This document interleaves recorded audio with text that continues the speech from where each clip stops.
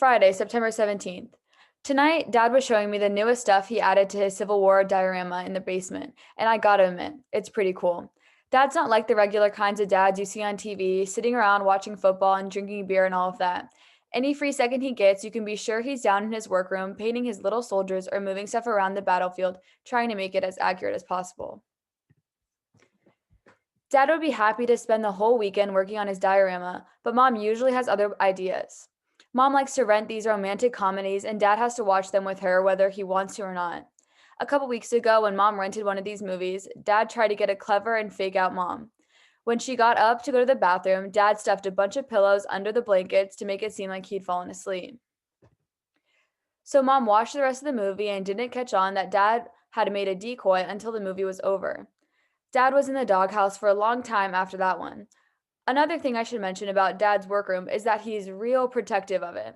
He keeps the door bottled shut with one of those combination locks, so I hardly even get to step foot in there.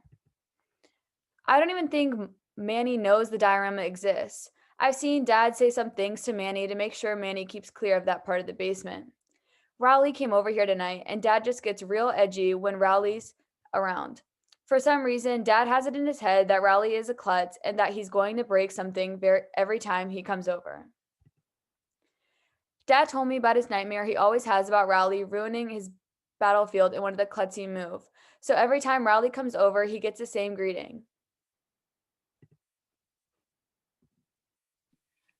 Today I got out of bed early because the vacuuming thing was more than I could handle. I watched cartoons for a while, but then I remembered the other reason I don't get up early on Saturdays. With Dad doing his chores all around you, it makes you feel guilty and takes all the joy out of just laying around doing nothing. Tonight I'm going to spend the night at Raleigh's. It's a pretty big deal because I haven't spent the night over there in something like a year and a half.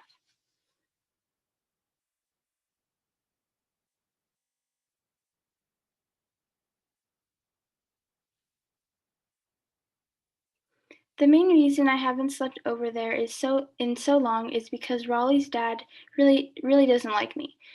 It all goes back to something that happened last June. We were watching some corny movie Raleigh had where there were these kids that taught themselves a secret language that only they could understand.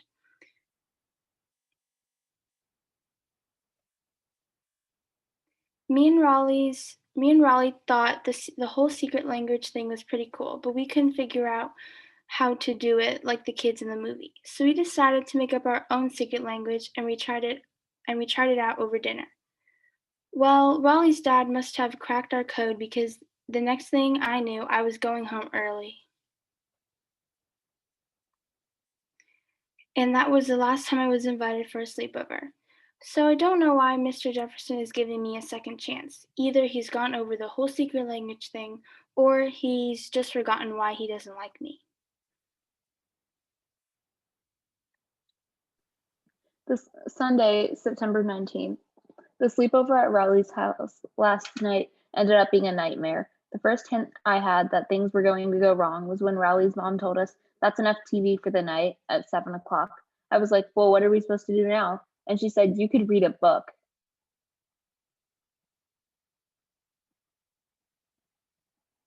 So of course I thought she was joking. But right when I was telling Rowley how I thought his mom was pretty funny, she showed up again with her arms full of books. I realized right then that I was in for a pretty long night. Since the TV was off limits, video games were out too. So I tried to think up ways we could keep ourselves in. I broke out some board games, but Rowley had to take a bathroom break, something like every 5 minutes, so it made our game of Risk go on forever.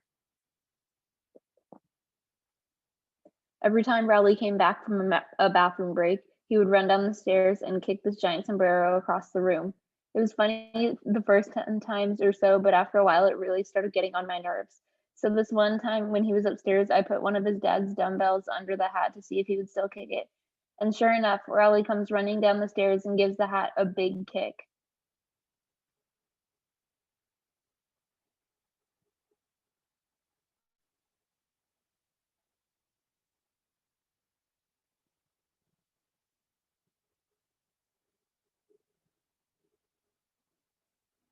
Riley's dad was down the stairs in no time flat. I don't think Riley knew I put the dumbbell under the hat, but Riley's dad seemed pretty suspicious. Anyway, I guess he didn't have enough hard evidence or he would have sent me home right then. I felt a little bit bad about doing what I did, but if you think about it, if Riley's parents hadn't made us turn off the TV, this never would have happened.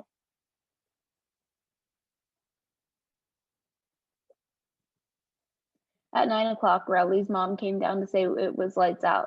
If I would have known Riley's bedtime on weekends was 9 o'clock, believe me, I never would have come over. And then I found out another ugly surprise. There was no guest bed, so I had to sleep in the same bed with Riley. I tried to lay as far away from Riley as possible, but it was impossible to get to sleep with half of my body hanging off the bed. Riley fell asleep right away, but it must have taken me 2 hours. But right when I finally started to drift off, Riley lets out this scream, which scared me so bad I dropped right out of the bed and onto the hardwood floor. Riley's parents start running in, and Riley starts babbling all this incoherent gibberish. It turns out he had a nightmare that a chicken was hiding underneath him, and that's what made him yell out. But I think Riley was so out of it, he didn't really realize it was just a dream. So Riley's parents took him into their room and spent the next 20 minutes calming him down and telling him that it was just a dream and how there was really no chicken. Man, if I woke my dad up with some nonsense about a chicken, you better believe he wouldn't be giving me a big hug and telling me everything was okay. But that just goes to show how different my parents are from Riley's. And I just wanted to make a note that nobody seemed all that concerned that I took a 3-foot fall onto the floor, even though that happened for real and not just in some stupid dream. I think Riley spent the night in his parents' bed, which was just fine by me, because without Riley and his nightmares, I was finally able to get some sleep. But the second I woke up this morning, I came home and poured myself a big bowl of junk cereal and did my best to forget about the whole experience. Monday, September 20th. I couldn't wait for school to be over with today so I could go home and play Twisted Wizard, a video game I've been playing for 5 days straight.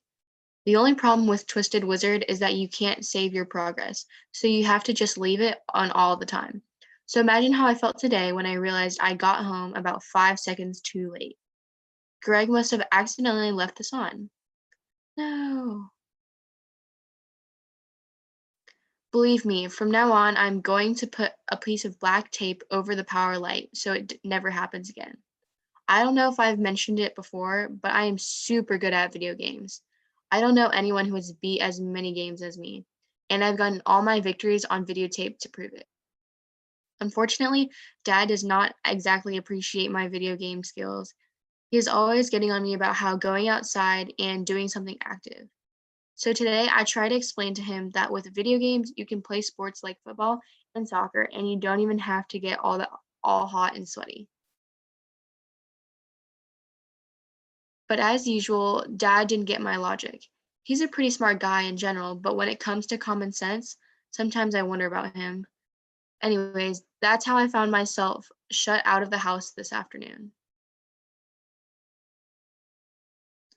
I'm sure Dad would dismantle my video game system if he could figure out how to, but luckily the people who made these things make them parent-proof. So like I said, I was shut out of the house looking for some way to entertain myself. What I always do when Dad makes me go outside is I just go over to Colin's house. I'm not a huge fan of Colin's, but he has 2 things going for him. 1, he doesn't mind watching me play his video games, and 2, his dad has every Spider-Man comic book since 1968. I would go over to Riley's house to play video games, but he always wants to take turns, which really breaks my concentration. Plus, Riley doesn't understand that if he plays using my memory card, it will really screw up my stats. The other thing about Riley is that he's not a serious gamer like me. He's got this one racing game called Formula 1 Racing. If you ever want to beat him in it, just name your car something stupid and watch what happens. So today, I played Twisted Wizard over at Colin's until it was time to come home for dinner. On my way up the hill, I made sure to jump through the Thompson sprinkler to make it look like I was all hot and sweaty, and then I timed my entrance perfectly. So my trick worked on Dad, but it kind of backfired with with Mom because when she saw me, she made me take a shower before dinner. Tuesday, September 21st. Dad must have been pretty proud of himself for his idea to kick me out of the house yesterday because he did it again today. I was actually gonna go outside anyway because Riley had gotten this new model rocket we wanted to try out. So we went down to the school and set it off, but the wind carried it all the way to the woods and at the end of the football field. I don't know if I ever mentioned it before, but there is a bully who hangs out near those woods named Herbie Reamer. Kids who like me and Riley stay as far away from those woods as possible. It's a real pity too, because like I said, it was a brand new rocket. I had no idea how old Herbie Reamer is or where he lives. I guess it is possible he lives right there in the woods like a wild animal. All I know is that he's been around long enough that he's terrorized Roderick and his friends when they were in my grade. The thing that stinks is that Herbie Reamer's woods are right between my house and the school. So if we could cut through the woods, it would save us like 20 minutes of walking. I was telling Dad all about Herbie Reamer the other day. Dad told me about the bully from when he was growing up, Sam Sharman. Dad said that Sam Sharman did this pinch where he'd grab your skin and twist it around 2 times. Dad told me the way all the neighborhood kids dealt with Sam Sharman was the way that they banded together and told the principal on him. Dad said Sam cried and that he never did the Sam Sharman pitch again. And now he's an air conditioner repairman and apparently he's a really nice guy. From the sounds of Sam Sharman, he wouldn't last 2 seconds against Herbie Reamer. But I didn't want to hurt Dad's feelings, so I tried to act impressed by his story. After we lost the rocket, we went up to Raleigh's to play cards. But I lost track of the time and I was late for dinner at my house. So on the way down the hill, I tried to think of a good excuse to get me out of trouble with Mom. Mom was pretty hot for me for being late, just as I had expected. So I told her that the clock in Riley's kitchen must have been wrong and that I thought I was right on time. And do you know what Mom did? She called Riley's mom and caught me red-handed. So Mom was really mad that I lied. But as far as being tricky goes, Mom shouldn't have blamed me because I learned everything I know from her. I remember this one time when I was in the 2nd grade, Mom couldn't get me to brush my teeth. So she made me call the dentist and I totally fell for it. In fact, that's when I started brushing my teeth 5 times a day. Mom said she was going to think about what my punishment should be for telling a lie, and she let me know as soon as she came up with something that fits the crime. See, that's the difference between Mom and Dad. Dad is pretty simple. If you mess up in front of him, he'll just throw whatever it is in his hand at you. But Mom's a lot more crafty with her punishments. She thinks about it for a few days, and the waiting ends up being just as bad as the punishment. In the meantime, you end up doing all these nice things, hoping it will get you off easier. But then after a few days, just when you had forgotten that the punishment is coming, that's when she gets you. The only good thing about Mom's punishment is she's pretty soft. So if you just lay low for a while, you can pretty much get out of punishment early. Anyway, that's what I'm counting on while I wait for this punishment to get handed down. Wednesday, September 22nd. Well, now I've gone and done it. Remember how I said yesterday that while you're waiting for Mom to hand down her punishment, you end up doing all of this good stuff to make her change her mind? It was that kind of thinking that got me in this extra trouble I'm in now. Today after school, I thought maybe I washed my mom's car before she got home, so it might go easy on me with the punishment thing. So that's what I did, but I made a mistake of using Brillo to rub off the bugs in the tar spots. So I was in the surprise of my life when I rinsed the car off. I totally ruined the paint job. I thought about just denying everything when Mom asked me how her car got scratched up, but Manny was just there to see everything. Manny had been telling on me since he could talk. In fact, he has told on me for stuff I did before he could talk. One time I was 8, I broke the sliding glass door, but my mom and dad couldn't peg it on me. But Manny was there to witness it, and he squealed on me 3 years later. So after Manny started talking, I had to start worrying about all the bad stuff he saw me do when he was real small. I used to be a tattletale myself until I learned my lesson. This one time, I told on Roderick for saying a bad word. Mom asked me which word he said, so I spelled it out. and it was a long one too. Not only did Roderick get a scot-free, but I got punished for knowing how to spell a bad word. Like I said, I knew I couldn't talk Manny out of telling me for using Brillo on the car, so I decided to try a trick I've been saving for a situation like this. I packed a bag and made it seem like I was going to have to run away from home rather than face my mom and dad for what I did.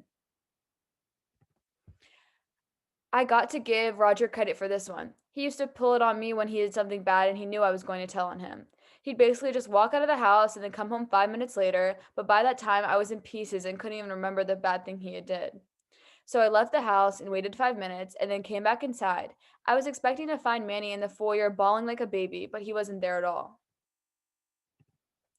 I went around the house looking for him. I started to get really nervous because I'm not supposed to leave Manny alone. But I found him in the kitchen, and guess what? He was halfway finished with my giant Hershey's Kiss I'd been saving since the summer. So things turned from bad to worse. When Mom got home, I actually spilled the beans to her about the car as fast as I could. I was basically trying to keep Manny quiet about how I left the house, which would have gotten me in a lot more trouble than ruining her car. Mom just listened with a frown on her face and then told me we'd have to wait until Dad got home to see what he thought about what I did. I figured she might do that, so I pulled another trick I learned from Roderick. I invited Grandma over for dinner. I figured nothing too bad could happen if she was around, and I knew I could use any protection I could get. So at 6 o'clock on the dot, Dad came home, and of course, he's in a great mood for some reason. That always happens to me. I'm in a wait for Dad to get home kind of trouble. It stinks because you know he's just about to get that much madder when he finds out what you did. Mom kept quiet because Grandma was around, so at the least, that part of my plan worked out. After dinner, we just snuck in my room as quietly as I could. I think Mom is telling Dad about the car right now because it's real quiet downstairs. Roderick hasn't made me feel any better about this whole thing. Whenever I'm in trouble, he tells me and mentions how I'm probably going to get the belt. As far as I know, Dad doesn't believe in that kind of punishment, but Roderick always seems to think that Dad is going to make an exception for me. I have done my best to make sure Dad reads the articles from parenting magazines from time to time to let him know the kind of thing that doesn't fly these days. I just cut those articles out and slip them into whatever book he's reading at the time. I think I hear Dad heading up the stairs now. If these are the last words I ever write, then I leave all my comic books and action figures to Rowley. And please throw the other half of my Hershey's Kisses away so Manny doesn't get it. Well, I lived to see another day. Last night, when Dad knocked on my door, I peeked through the crack and saw that he wasn't wearing the belt, so I let him in.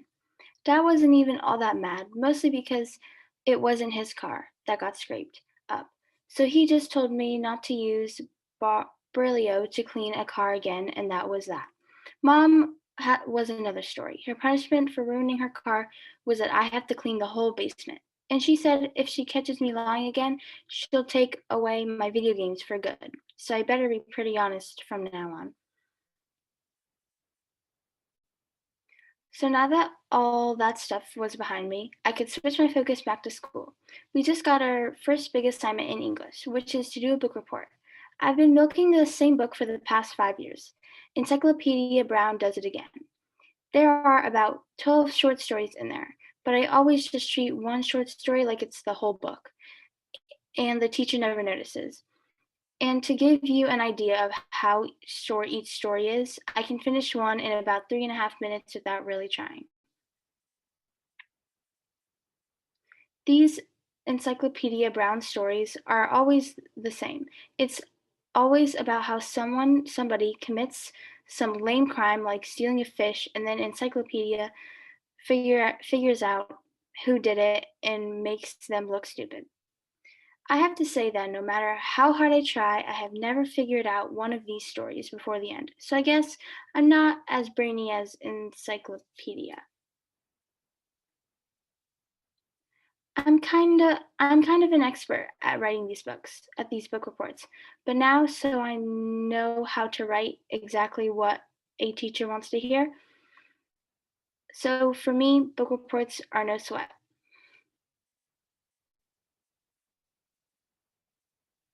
I forgot to mention that this afternoon I took care of part 1 of Mom's punishment. Now I've just got to keep my nose clean for a while and I'll be off the hook.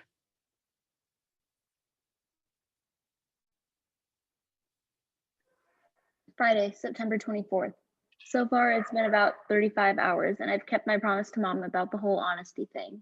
It really hasn't been as bad as I thought, and in fact, it's been kind of liberating. I've been in a couple situations already where I've been a lot more truthful than I would have been just a day or two ago. Like today, when Max Smedley started telling me his big plans.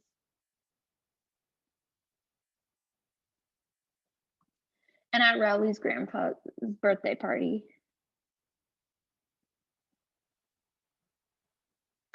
But most people don't seem to really appreciate a person as honest as me. Let's just say I can't understand how George Washington ever got elected president.